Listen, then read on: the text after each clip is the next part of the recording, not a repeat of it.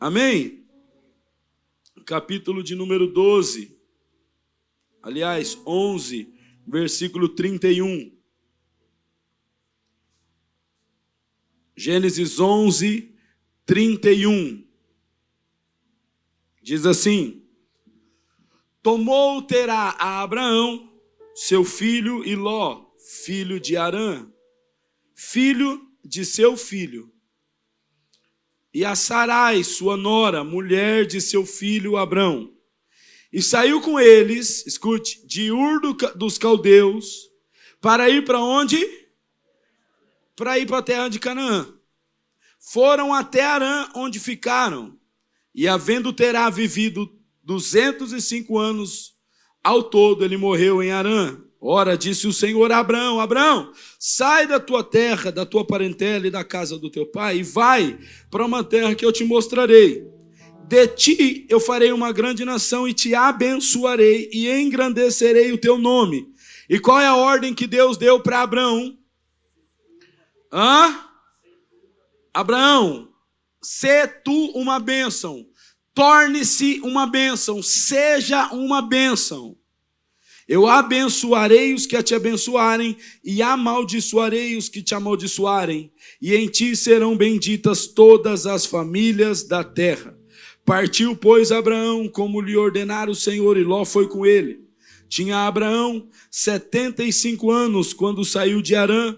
Levou Abraão consigo e Sarai, sua mulher, e a Ló, filho de seu irmão, e todos os bens que haviam adquirido, e as pessoas que lhe acresceram em Harã. Partiram para a terra de... Quem está me entendendo? Partiu para a terra de... E lá chegaram. Capítulo 13, versículo 12. Eu estou contextualizando. Capítulo 13, versículo 12. Habitou Abraão na terra de... E Ló nas cidades da campina. E ia armando as suas tendas até Sodoma. Ora, os homens de Sodoma eram maus e grandes pecadores contra o Senhor. Disse o Senhor a Abraão, depois que Ló se separou dele: ergue os olhos e olha, desde onde estás, para o norte e para o sul, para o oriente ou para o ocidente, porque toda essa terra que vês, eu te darei a ti e a tua descendência para sempre. Até aí, obrigado, Espírito Santo. Eu fui colocando uma contextualização bíblica para que você possa entender o que é sentença. O que uma sentença pode... O que é uma sentença e o que uma sentença é capaz de fazer. Porque sentença é um cadeado que se tranca e somente uma outra sentença pode revogá-la. Sentença é uma ordem definitiva. E Deus deu uma ordem, escute, tanto para Adão quanto para Noé. E Deus disse assim, para você, Deus falou assim, Deus não falou para ele, gere filhos. Deus falou, você, Adão, você, Noé, você precisa ser fecundo. E você precisa se multiplicar. Eu não estou falando para você gerar filho. Eu falei para você gerar filho? Falei? O que eu falei para você? Para você ser fecundo e para você se multiplicar. E para você encher a terra. A ordem que eu estou dando para você. Por quê? Porque gerar filhos, eu já coloquei um mecanismo natural dentro de você. Acontece é que os teus filhos só serão aquilo que você se tornar. Escute. Noé entra na arca com Sem, Cã e Jafé. Acontece que quando eles entram na arca, entraram impelidos por uma palavra. E dentro de aproximadamente 100 ou 120 anos, Noé e os seus filhos trabalharam na construção de um propósito. E o interessante é que as mesmas 8 pessoas que entraram na arca, foi as mesmas 8 pessoas que saíram. Aliás, as mesmas 8 pessoas que começaram a construir a arca, foram as mesmas 8 pessoas que saíram da arca. Escute, enquanto eles estavam vivendo o propósito de Deus, nenhum filho lhe foi dado, nada foi gerado. E é impressionante, porque em 100 anos, 120 anos, como é que eles não geraram filhos? Como é que aquelas mulheres não geravam filhos? Qual era o contraceptivo? Fala. Hã? Qual era? Hã? Qual era o contraceptivo? Gostei, quem falou aí? Escute. Qual era o modo de se prevenir? Deus estava dando para mim e para você a mensagem clara de que ninguém está pronto para reproduzir e gerar até que tenha concretizado a ordem do cumprimento do propósito. Entenda? Ninguém está pronto para gerar a partir de si, enquanto em si o propósito não tiver sido estabelecido. Ninguém está pronto para gerar a partir de si, enquanto em si não tiver sido aperfeiçoado o propósito de Deus. Por isso, enquanto eles estavam em construção, não geraram nada. Amém? Amém. Cutuca o irmão que está do seu lado e fala para ele isso.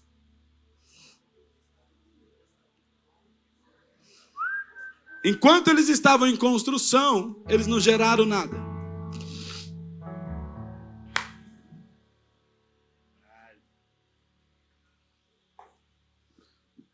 Entende?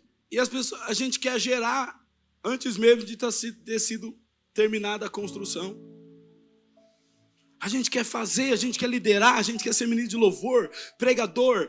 Só que a gente não olha para a gente e fala, será que a construção acabou? Porque se a construção acabou, não acabou, não estou pronto para gerar. Hã? Será que alguém está me entendendo ou não? Diga um amém, então.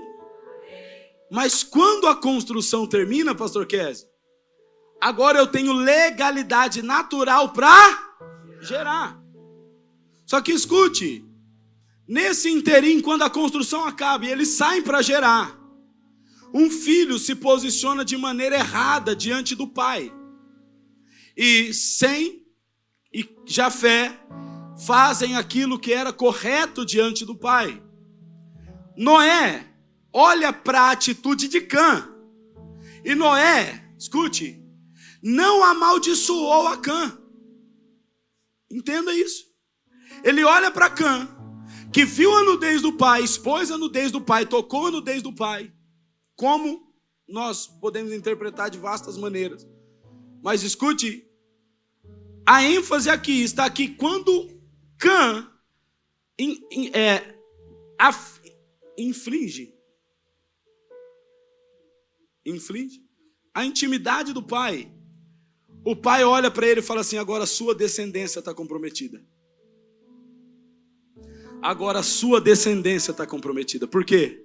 Porque se eu amaldiçoar você, escute, tudo aquilo que você gerar é maldito. Por quê? Escute, irmãos. Porque bênção e maldição não depende daquilo que a gente faz, depende daquilo que a gente está gerando. Por favor, entenda isso. Canaã é amaldiçoado por Noé. E ele recebe uma sentença. E diz, você será maldito. E você vai ser servo dos seus irmãos. A palavra de um pai, escute, determinou a maldição sobre toda uma descendência. Só que no desenrolar da história, a população cresce, os filhos aumentam, e um homem chamado Terá, ele decide sair daquele contexto, e ele fala assim, eu lembro que tem uma terra, que provavelmente é uma terra desprezada, provavelmente é uma terra mais fácil de lidar, é uma terra que foi considerada maldita, quem foi para lá era amaldiçoado, lá era terra de servos, e provavelmente lá é uma terra pouco habitada, Vamos para lá? Para onde? Vamos lá para a terra de Canaã. Vamos lá para a terra de Canaã, porque a terra de Canaã é uma terra de que alguém foi amaldiçoado. Poucas pessoas querem ir para Canaã, mas vamos para lá. Só que escute, quando Terá sai para ir para Canaã, ele morre. E quando ele morre, Deus chama o filho dele e fala assim: ei, vem cá. Você vai continuar a jornada do seu pai. Mas aquela terra é uma terra que foi amaldiçoada por um pai. Só um pai abençoador é quem pode remir a terra de um maldito. Quem está entendendo? Então, antes de você ir transformar a terra maldita, você precisa se tornar uma bênção. E ele fala: Abraão, aquela terra tem um dilema. Aquela terra foi amaldiçoada por um pai. Se aquele lugar, escute, foi amaldiçoado por um pai, só pode ser abençoado a partir de outro pai. E ele fala: por isso eu vou transformar você. Você será uma bênção. E quando você chegar lá, escute, aquele lugar será bendito por causa de você. Engraçado é que Deus fala para Abraão: Abraão, sai da tua terra, vai para uma terra que eu vou te mostrar. E qual foi a terra que Deus mostrou para Abraão? A terra que o pai dele estava querendo encontrar. E muitas pessoas querem encontrar o propósito de Deus a partir de si. Sendo que quando Deus chama um filho, ele fala assim: eu só estou querendo que você chegue onde teu pai não conseguiu chegar. Eu só estou querendo que você alcance onde teu pai não conseguiu alcançar. Eu só estou querendo que você continue aquilo que teu pai começou. Eu só quero que você complete aquilo que teu pai começou. E Abraão, sai que eu vou te mostrar uma terra. Que mistério que era essa terra? Não era mistério nenhum, era a terra do pai dele, que o pai dele estava procurando. Não tinha mistério nenhum. Qual? Que mistério? Não, mistério não. A terra que eu vou te mostrar é a que o seu pai estava procurando. Isso é muito profundo, não é, gente? E Abraão sai, e ele chega na terra que o pai dele intentou encontrar. E quando ele chega naquele lugar, escute, naquele momento Deus divide Abraão de Ló. Ló, ele vai encontrar as cidades das Campinas, Sodoma e Gomorra, e Abraão fica em Canaã. E Deus fala assim: a partir desse lugar, tudo que os teus olhos estão vendo eu vou te dar. Deixa eu te explicar uma coisa, querido. Nós vamos falar de paternidade. E paternidade é aperfeiçoar no outro aquilo que está... transferir ao outro aquilo que está sendo aperfeiçoado em mim. Paternidade, escute, é um jarro que quando se enche, ele derrama sobre um outro jarro que está ao pé dele vazio. E esse outro jarro, quando se enche, ele derrama sobre o outro jarro. Só que esse efeito cascata é um processo natural. E a paternidade é transferir ao outro aquilo que está sendo aperfeiçoado em mim. Nós precisamos desvendar o mistério da paternidade, porque eu preciso que hoje o Espírito Santo toque a nossa intimidade para resolver algumas questões algumas questões que não foram resolvidas por um pai e que só um pai pode resolver. Algumas questões de que não foram resolvidas por um pai, mas só o nosso pai pode resolver. Preste atenção numa coisa, querido: paternidade não é um membro familiar. Paternidade é uma ordem que rege a humanidade. Escute, a maioria dos problemas emocionais estão diretamente ligados a problemas com paternidade. Isso a psicologia descreve com clareza, de que a maioria dos problemas relacionais está ligado a ruptura do relacionamento de paternidade. E por que é que ao romper o relacionamento de paternidade, eu tenho fragilidade com todos os outros demais relacionamentos. Por quê? Escute. Porque paternidade é transferir para o outro aquilo que está sendo aperfeiçoado em mim. Por isso que Deus não deu ordem para Adão gerar filho. Deus deu uma ordem para ele se tornar fecundo. Porque se ele se tornar fecundo, ele não ia gerar um filho, ele ia gerar outro ser fecundo, que ia gerar outro ser fecundo, e a humanidade ia crescer uma humanidade fecunda. Quem está entendendo? E tudo aquilo que Deus quer fazer no coletivo, escute, ele sempre encontra um patriarca para gerar. Você percebeu isso a parâmetro bíblico? Você entendeu que através de Jacó, 70 pessoas entram no Egito, e ele sai de lá aproximadamente 3 milhões de pessoas? A partir de um patriarca chamado Jacó, que gera 12 filhos, entram 70 pessoas no Egito, e eles saem de lá 3 milhões de pessoas. Por quê?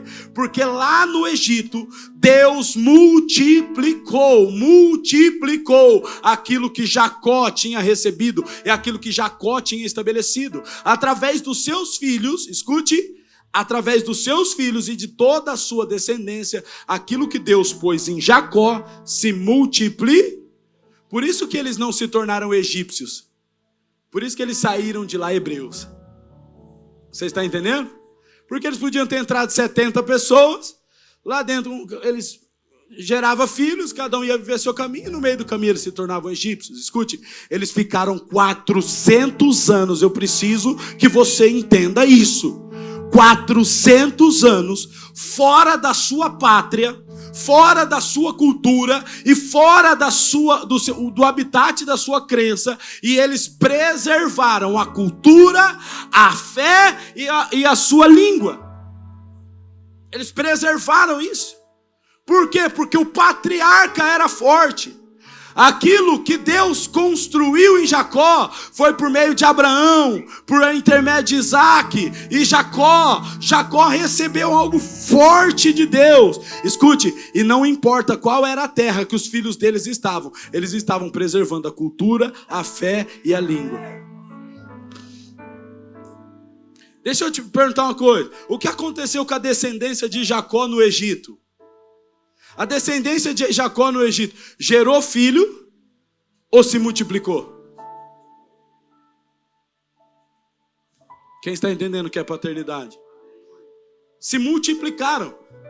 Então, o Jacó que entrou no Egito, escute, foi os 3 milhões de pessoas que saíram lá na frente, preservando a cultura, a crença e a língua. Alguém está entendendo? Tudo que Deus quer fazer em um contexto familiar, Ele faz a partir de um patriarca, que talvez no nosso contexto hoje, o patriarca pode ser eu e pode ser algum de vocês. Porque talvez a gente olhe para trás e a gente entenda assim, mas eu não tive um patriarca. E é porque você precisa assumir a responsabilidade de se tornar ele. Entender que tudo que foi construído antes de você, escute, só faz sentido se você se levantar para mudar o curso de toda a sua descendência. Preste atenção. Nós ouvimos um ditado que diz assim, não, pai não é quem gera, pai é quem cria. Quem já ouviu isso? Não, pai é quem cria, pai é quem alimenta. Quem já ouviu isso? Irmãos, mas o contexto pode até ser lógico, pai é o que cria. Mas a lógica é que o pai não é o que cria. O pai é o que exerce paternidade. Porque para ser pai, basta você gerar um filho. Basta você gerar um indivíduo. Mas para exercer paternidade, você precisa assumir a responsabilidade de se tornar aquilo que o teu filho vai ser. Você sabe o que um pai pode fazer? Um pai pode sentar e ensinar o filho. Mas a paternidade, além de ensinar, ele transfere ao filho aquilo que ele quer que ele aprenda. Então, aquilo que eu quero que o meu filho seja, a minha responsabilidade não é ensiná-lo. A minha responsabilidade é se tornar. Por quê? Repete comigo assim, ó, naturalmente. Diga naturalmente. Um filho, debaixo de paternidade, vai receber aquilo que o pai está se tornando. É natural. O filho é um órgão receptor. E ele vai receber, naturalmente ele recebe, ele transiciona. Porque a paternidade é o órgão transmissor. Até mesmo na genética. Como é que um DNA ele é estabelecido? A partir da junção dos cromossomos Y e dos cromossomos X. O cromossomos da mulher não tem o poder de reproduzir, tem o poder de gerar. O cromossomos masculino é o que reproduz. Por isso que um judeu até hoje, se ele não tem um filho homem, ele sente-se como um amaldiçoado por Deus. Por quê? Porque ele sabe que a sua linhagem biológica vai acabar nele. Por quê? Porque a linhagem biológica só é transferida de homem por homem. A mulher só gera, o pai reproduz. Quem está entendendo? Então, quando você tem um filho homem, você transfere o seu DNA para ele naturalmente, e ele vai transferir o DNA naturalmente, mas quando você tem uma filha mulher, você não transfere, ela não vai transferir o DNA. Você está entendendo? Ela vai ser só o órgão que gera, não que reproduz. O seu DNA morre dentro da tua filha. Entende? Ela vai gerar o DNA do marido dela, não mais o seu. Quem está entendendo? Entende isso ou não? Então, naturalmente, isso fica claro para nós. O que transfere é o órgão masculino. O que derrama é a paternidade. Por isso, irmãos, escute. Quando você remove a figura de paternidade do lar, tudo aquilo que está sendo feito, construído familiarmente é vulnerável. O jarro permanece vazio, porque não tem a figura de paternidade que preencheu aquilo.